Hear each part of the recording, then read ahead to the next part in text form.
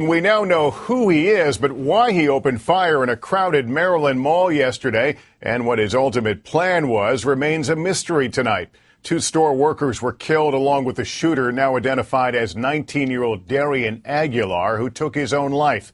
What we learned today from police is that Aguilar had plenty of ammunition and even some crude explosives. And now, on the heels of other recent mall attacks, comes the question, can we better secure these sprawling shopping centers? NBC's Kristen Welker is in Columbia, Maryland, again for us tonight.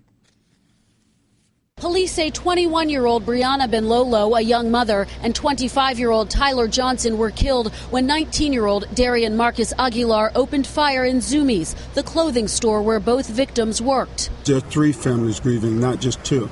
Ellis Cropper describes himself as a family friend of Aguilar, who police say was a manager at the Dunkin' Donuts near the home he shared with his mother.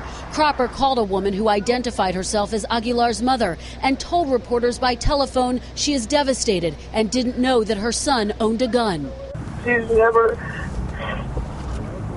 had a gun before, never been interested in guns, never been interested in anything like that. I don't know what happened.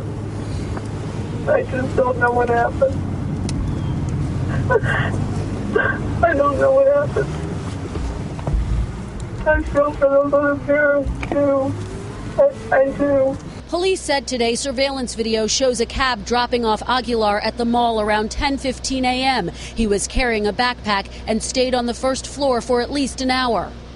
At that moment, according to authorities, he fired 6 to 9 shots in and around the second-floor store, killing the 2 victims and shooting another shopper in the foot. She was on the first floor. Police say they found Aguilar's body next to a Mossberg 12-gauge shotgun. There was ammunition and homemade explosives in a bag nearby. With the help of our colleagues with the FBI, State Fire Marshal, we were able to render those devices safe. As the reality of Saturday's shooting set in, shoppers returned to retrieve their items this afternoon, still haunted by the experience. I was scared. Honestly, I didn't really know what was going on, so I just kind of ran with everybody else. In nearby Washington, some lawmakers said recent shootings in public places beg the question, is more security needed? It does highlight the vulnerability of shopping malls.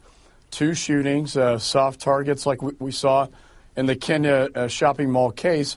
That's a kind of scenario we do not want to see happen in the United States. But the county executive of this grieving community says it's a larger problem. We live in a democracy, and we are not going to secure our way out of our freedom. We're not going to have metal detectors at every grocery store and every shopping center and every mall.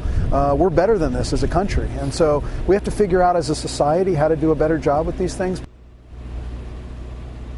Now, police say they still don't know the motive behind the shooting. They say Aguilar bought that shotgun legally at a store in Maryland last year. He didn't have a criminal record. Authorities say he did leave behind a journal in which he expressed depressed feelings. Meanwhile, while this investigation continues, this mall will reopen tomorrow afternoon.